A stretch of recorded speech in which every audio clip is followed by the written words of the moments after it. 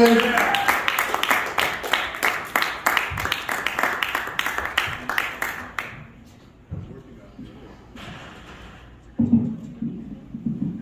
I'm Hillary Sturgis, and I'm a masochist. I'm also a comedian, but I guess I didn't really need to say it twice. That joke's just for comics. Everyone else is like, that shit looks easy.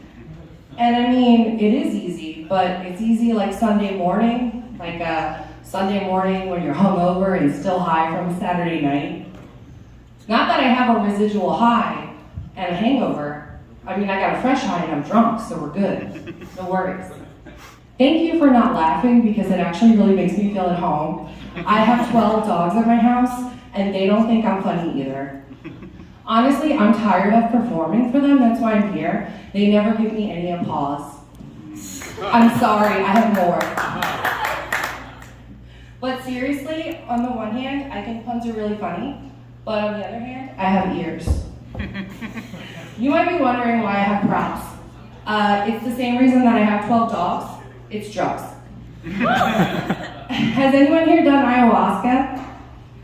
Okay, no, so I'm gonna explain it to you, that's exciting. What happens is you go to the rainforest of South America and a lovely little shaman teaches you how to gather the vines and then you brew a tea and the tea makes you vomit profusely. It's very traumatic and then you have to give the shaman all your money. So it's kind of like college, puking, crying, dead. College or doing open mics, you know, the same thing.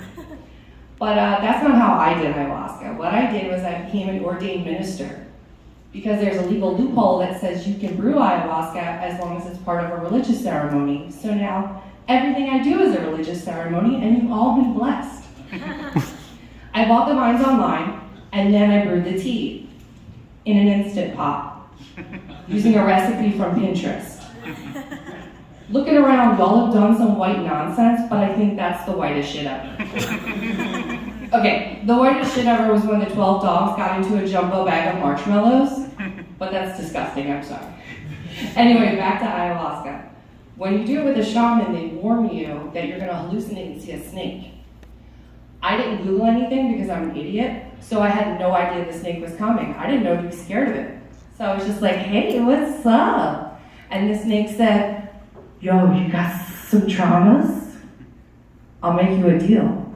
I'll heal your traumas. You just gotta act like a coyote about it. So I ran around my neighborhood acting like a fucking coyote, like yip, yip, yip, yip, yip, yip, yip. And now all my neighbors are hunting me for sport. I like to think it's because I'm so fabulous, but I'm pretty sure it's because I ate some of their chickens. Speaking of chickens, about this time last year, I had 3 chicks in my shirt. No, not like that. Usually it's like that, but it's G-rated this time, I promise.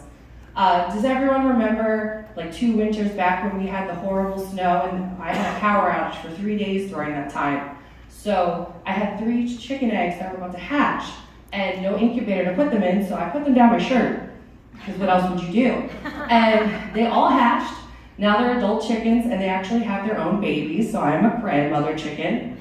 Or a grand hen. Either way, I look fabulous. But ever since then, my sister-in-law has been calling me chicken tits. Which is fine, it could be worse. It could be foul breasts, poultry pillows, naughty nuggets, cluckers. There's a lot of puns, but I'm gonna stick with chicken tits and I'm actually gonna open a restaurant with that name. It's gonna be like the bastard child of KFC and Hooters. Except we're going to stay open on Sundays and we're going to give all of our profits to gay rights and Planned Parenthood just to balance out Chick-fil-A. Because fuck homophobia. Speaking of which, Lisa Frank sent me a cease and desist letter for living life too much like a rainbow, which is really just a nice way of saying too gay. Okay, it was actually for copyright infringement, but that's not the point of the joke. The point of the joke is, does everyone remember Lisa Frank's school supplies? It was mostly rainbows and kittens, but sometimes they would sneak in weird shit like aliens and peace signs, and only the weird kids pick those binders. We come in peace. Okay, actually I come in chaos, but that's just what I call my life. That tall, hot drink a bitch right there, and I'm thirsty. Because I don't drink water, I just sit in a bath and hope will absorb it like a sponge or a tampon or a middle-aged woman who's retaining water. Shit, I just hurt my own feelings, I'm done. Thank you for listening. Have a great night.